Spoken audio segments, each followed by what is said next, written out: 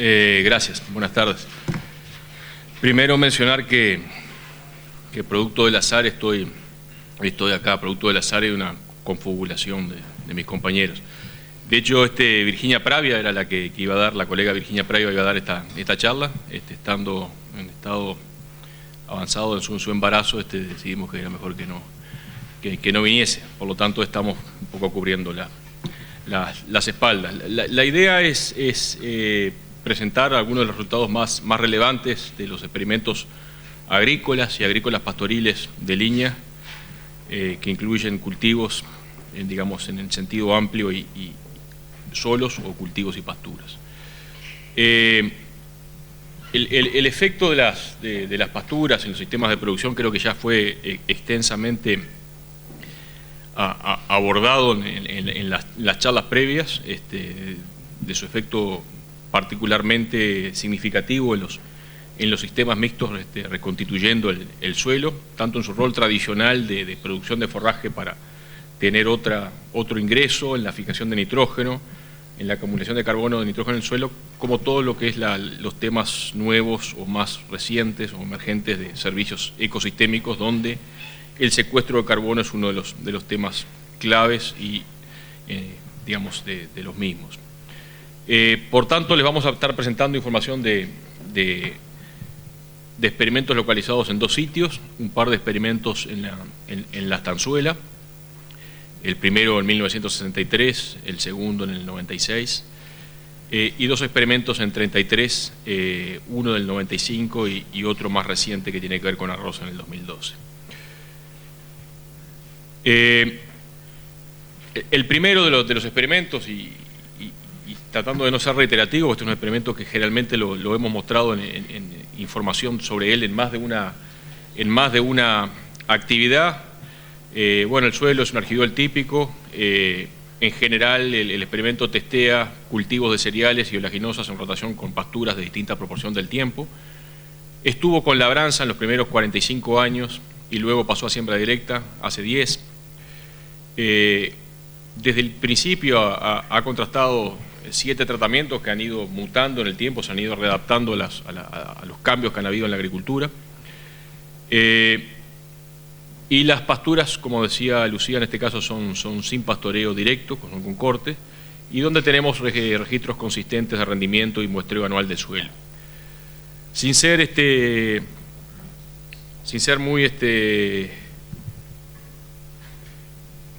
muy pesado en la información, estamos hablando de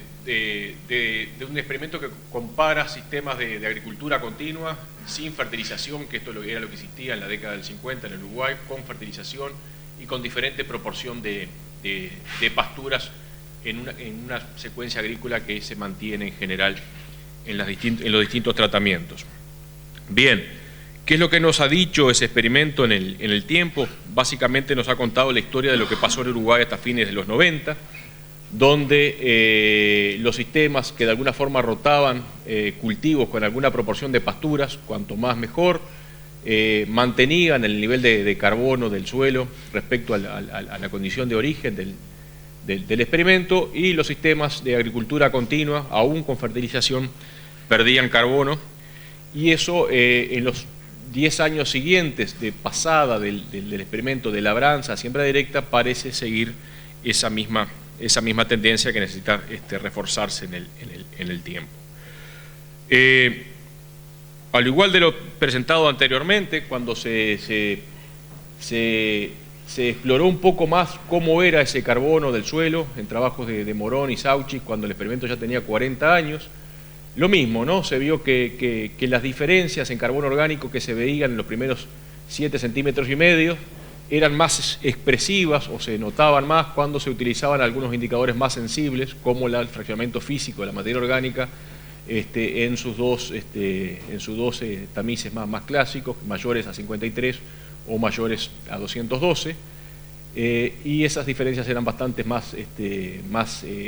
importantes en términos de magnitud, pero las diferencias significativas se mantenían después de 45 años. Cuando vamos y miramos, salimos de la superficie y miramos el stock, es un trabajo que está haciendo Raquel Barro, con datos colectados previamente, vemos que en la medida que uno pasa de un sistema de agricultura continua sin fertilización a estos mismos sistemas agrícolas rotando con pasturas, encontramos los mayores niveles de stock a 60 centímetros de profundidad, por lo menos cuando tenemos el 50% del tiempo ocupado con pasturas y muy poca respuesta más allá de eso.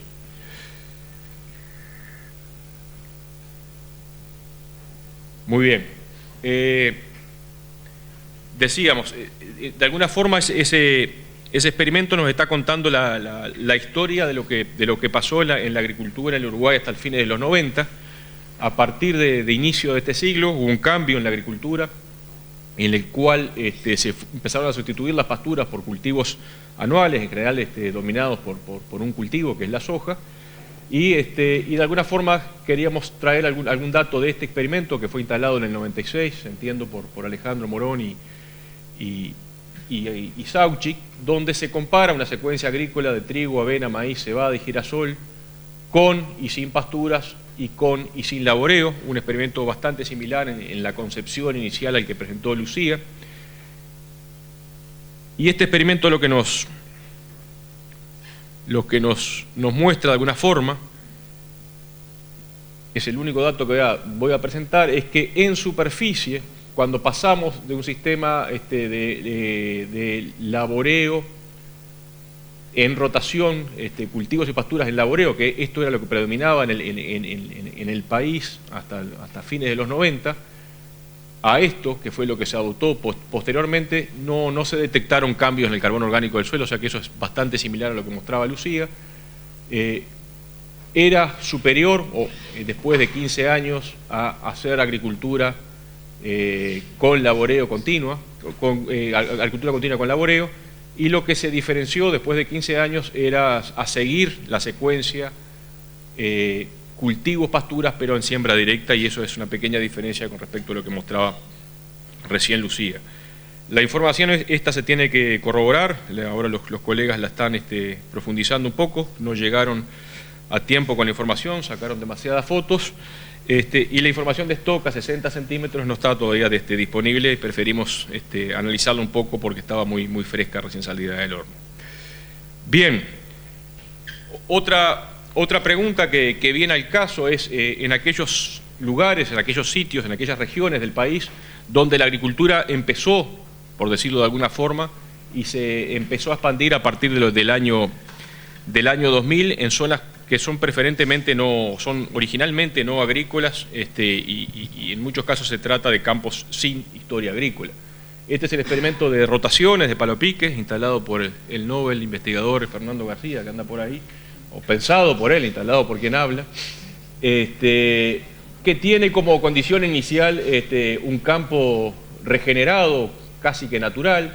es desde el inicio en siembra directa. Al principio comparó sistemas de producción con cultivos forrajeros anuales en rotación con pasturas, después se incorporaron cultivos de grano con diferente proporción de pasturas. El pastoreo en este caso sí es directo por el tamaño del experimento, por la escala, y todas las fases de la rotación están simultáneas, aunque no tiene repeticiones sincrónicas.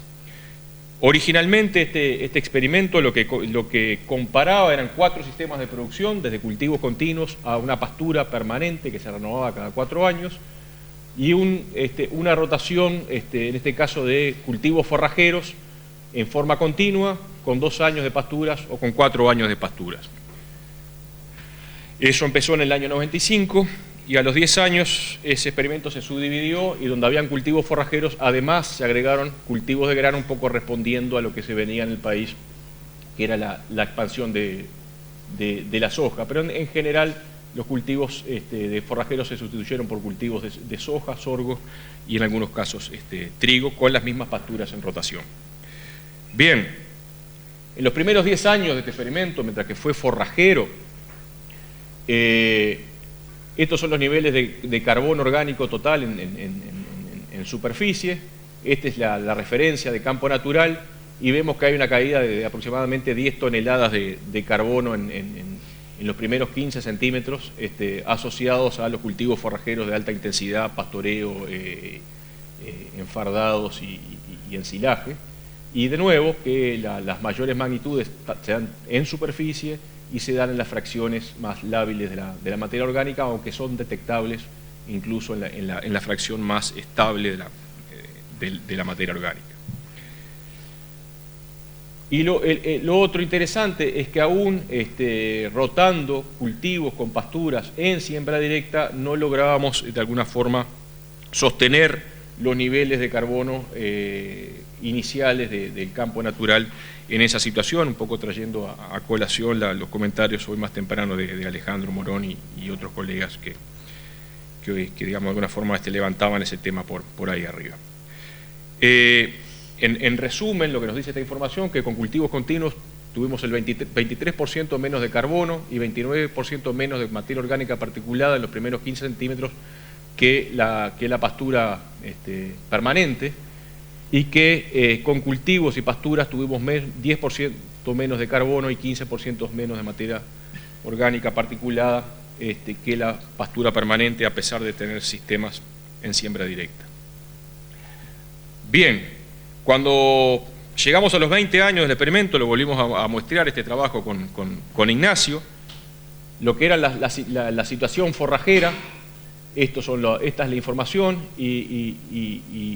todo hizo indicar que el contenido de carbono siguió bajando en esta situación, ya era 31% menor que la situación de la pastura permanente de festuca, que se renovaba cada 4 años. Y cuando, en el caso que incorporamos los granos en el 2010, esa diferencia era del 22% respecto a pasturas permanentes. Y cuando teníamos pasturas y cultivos, estas tenían un 8% menos carbono que la pastura permanente, estas respecto a estas, pero eran mayor que respecto a cultivos continuos. En una mirada de stock, también trabajo de Raquel Barro en su postdoctorado, carbono a 60 centímetros luego de 20 años, bajábamos, había una diferencia de 90 en el caso de una pastura permanente renovada cada 4 años, comparado con una situación de agricultura continua de cultivos de grano, y estas situaciones intermedias de esos mismos cultivos rotando con 2 años de pasturas o con 4 años de pasturas. En definitiva, el suelo a los 60 centímetros en una situación de origen de campo nativo, campo indisturbado, con muy poco uso agrícola, cantaba estos números: 16% menos de carbono orgánico en agricultura continua versus pastura permanente y 10% más de carbono orgánico en cultivos pasturas respecto a cultivos continuos, pero algo por debajo de la situación de origen.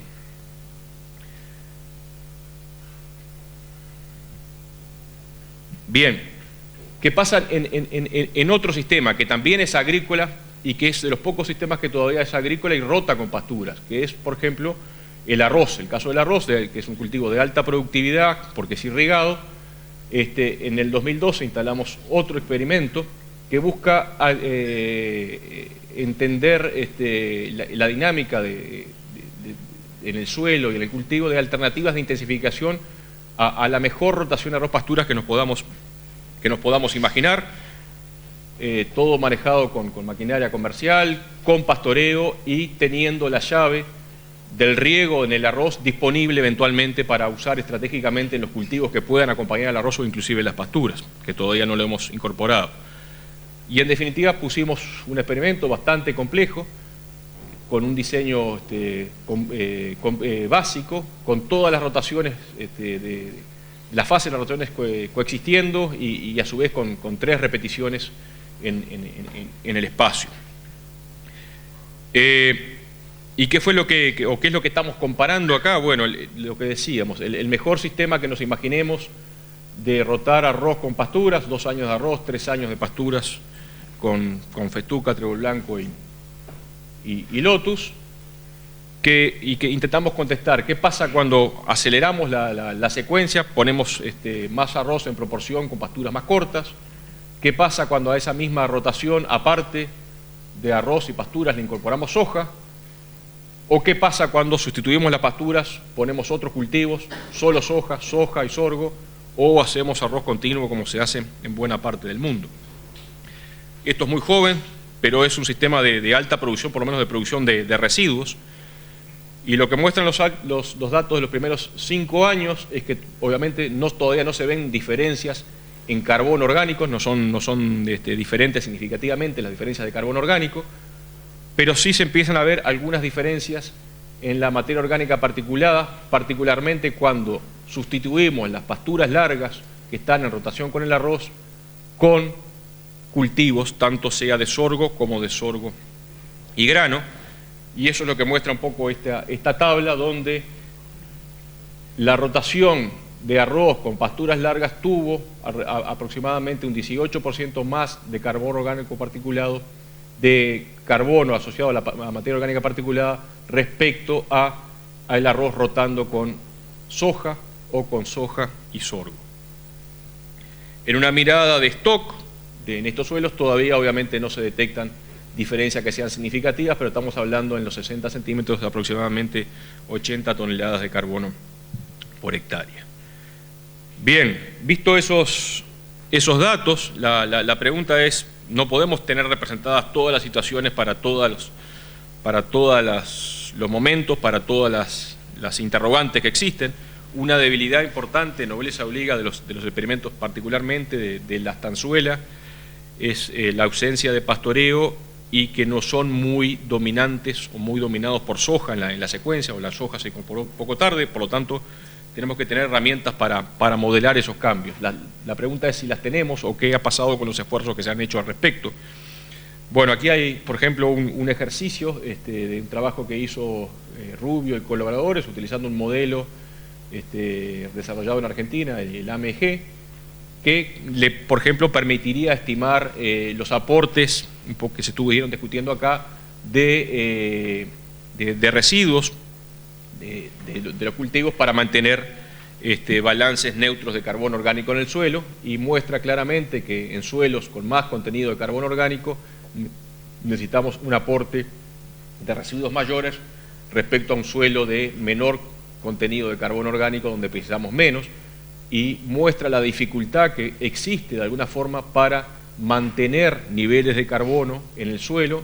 en suelos que ya de por sí tienen un nivel elevado de carbono orgánico, que se ha estado comentando a lo largo del día hoy. ¿Qué otras cosas se han hecho al respecto? Entonces,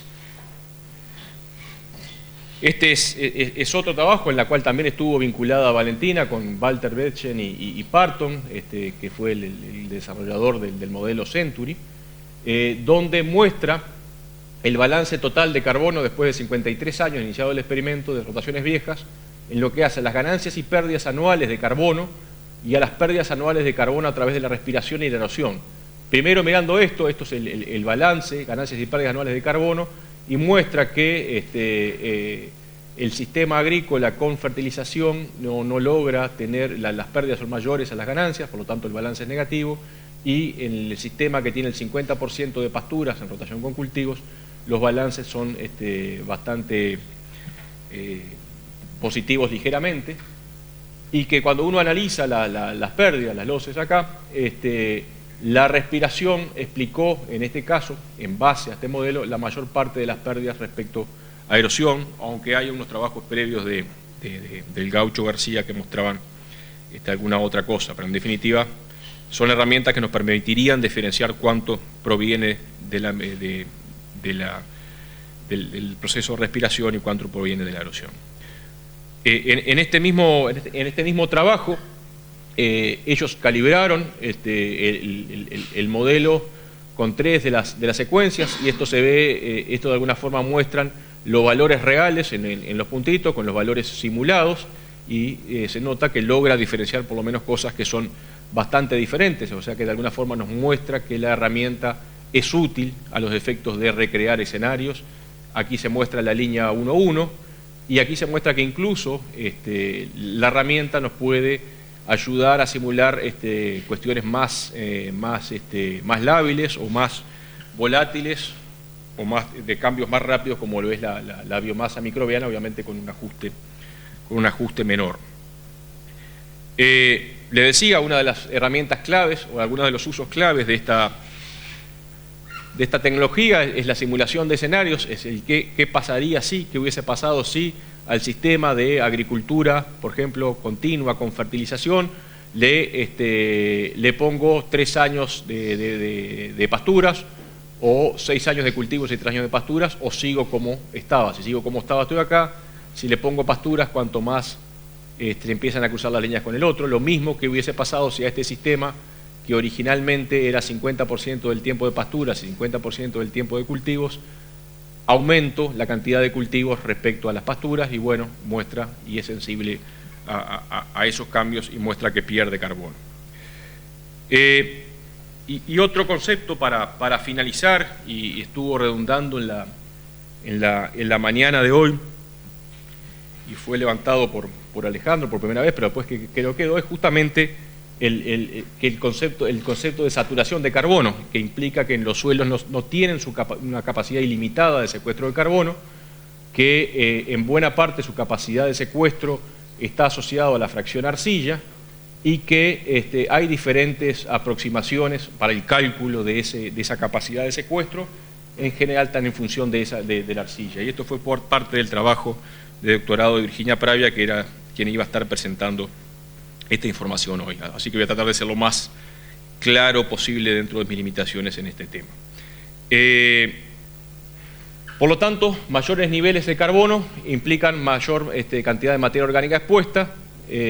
una reducción de la estabilización, un aumento en la descomposición y un ciclo más rápido en la medida que nosotros tenemos más carbono en el suelo. A medida que aumentamos la capacidad, las entradas de carbono al suelo, aumenta el carbono orgánico del suelo, pero ese aumento no es lineal y en la medida que tenemos más carbono orgánico en el suelo, necesitamos mucho más entradas de carbono para que el suelo sea capaz de retener ese carbono en forma estable.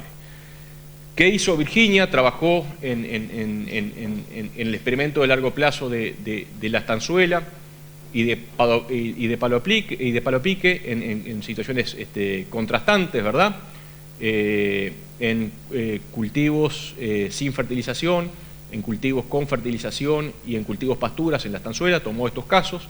y en palo pique tomó el campo de referencia, ¿verdad? El campo natural de referencia,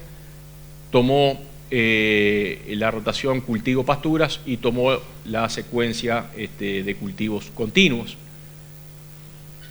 Y de alguna forma lo que hizo fue calcular,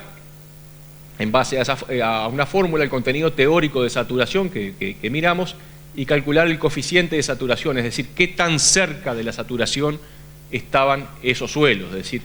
qué tan cerca de no poder seguir secuestrando carbono estaban. Y hizo un ranking donde se ve que, combinando la información de los dos experimentos, los horizontes A1 y A2 con pasturas perennes son los que de alguna forma tienen el coeficiente de saturación más alto, por lo tanto menor capacidad de secuestro de carbono, y los horizontes B, tanto de pasturas perennes como de cultivos anuales, son los que tienen mayor capacidad de secuestro de carbono. De alguna forma, esto nos habla que para ser efectivo el secuestro de carbono en estos sistemas interesa secuestrarlo, sobre todo en profundidad, porque es donde tenemos más capacidad de secuestro. Esto es información también de Virginia, habla del coeficiente de descomposición del carbono del suelo, en la medida, y esto con los datos de esos dos experimentos, en la medida que la saturación de carbono del suelo, que este coeficiente se aproxima a 1, la tasa de caída es exponencial, por lo tanto, un poco lo que dice acá, ¿verdad? El coeficiente de descomposición aumentó con la saturación, por lo tanto un suelo más cerca de su punto de saturación tiene una mayor tasa de descomposición del carbono orgánico. En consecuencia, el tiempo de residencia del carbono retenido es menor. De alguna forma uno ve que un suelo con más carbono tiene mayor reciclaje y tiene mayor capacidad de suministro de nutrientes, particularmente nitrógeno, a las plantas. En cuanto al carbono retenido del suelo, lo mismo. Cuando aumenta ese coeficiente de saturación, vean que ella obtuvo valores entre 0,2 y 0,8, no llegó nunca cerca en base a la ecuación a 1. Sin embargo, en los valores que están próximos a 0,8, la ganancia de carbono que obtuvo ella en incubaciones, utilizando nitrógeno marcado y carbono marcado, fueron muy bajas, es decir, que en suelos agrícolas que están en el 0,8% en el 80% de su capacidad máxima de su capacidad de saturación, es muy difícil o esperable secuestrar carbono. Lo mismo respecto a la retención de carbono en la fracción mineral, esto también de nuevo, saturación, lo más cerca al potencial, los valores de 0,8, el coeficiente de retención disminuye y por lo tanto la retención de carbono en el suelo disminuyó al aumentar la saturación y está explicada básicamente por una reducción en la retención de la fracción mineral, es decir, de alguna forma la arcilla queda sin capacidad de retener más. Obviamente la pregunta es si cuando uno pone estos coeficientes en los modelos si mejoran o no, y en el caso de Virginia, cuando ella utilizó estos coeficientes o este paradigma un poco de la saturación en los modelos y lo incluyó, mejoró bastante la predicción de los modelos, del modelo que ella utilizó, que fue el Cycles,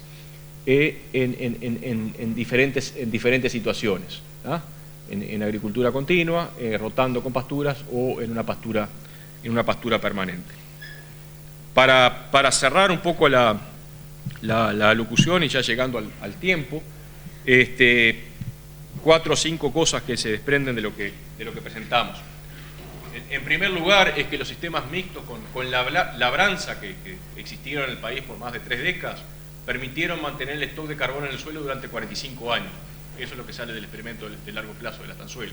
Y los principales efectos fueron en superficie y en las fracciones más lables. No obstante, el stock de carbono a 60 centímetros respondió a la proporción de pasturas de rotación hasta 50%. Cuando convertimos esos sistemas mixtos con labranza en sistemas agrícolas en siembra directa, más allá de las debilidades que tiene el experimento respecto a tener soja en él o no tuvieron cambios significativos en carbono en el suelo, por lo menos en los primeros centímetros, luego de 15 años, y estamos esperando los datos a 60 centímetros.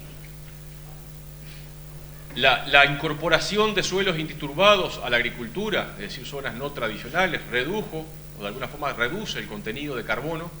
y lo vimos tanto de 0 a 15 como de 0 a 60 centímetros, entre el 22 y el 16% respectivamente, en 20 años de agricultura continua. Y si bien las rotaciones con pasturas en siembra directa mitigaron las pérdidas del stock, no las evitaron. No obstante, siguen siendo clave en ese tipo de ambientes con suelos más limitados. En el caso del arroz, parecería, por lo pronto y muy a corto plazo, que la intensificación de la rotación con alta producción de residuos, como produce el cultivo de arroz,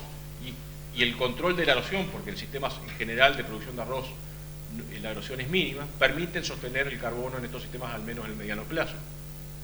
Y después el trabajo de Virginia de alguna forma nos dice que la retención de carbono en forma estable en suelos del Uruguay está limitada por la saturación de la fracción arcilla, lo que manejaba hoy Alejandro, siendo menos eficiente cuanto más cerca de la saturación. La fase de pasturas permite aproximarse a esa saturación de carbono y nitrógeno, sosteniendo el rendimiento de los cultivos con menos insumos externos, y que la aceleración del ciclo del carbono y nitrógeno cuando estamos cerca de esa saturación parece ser un pilar clave en la sostenibilidad de los sistemas agrícolas.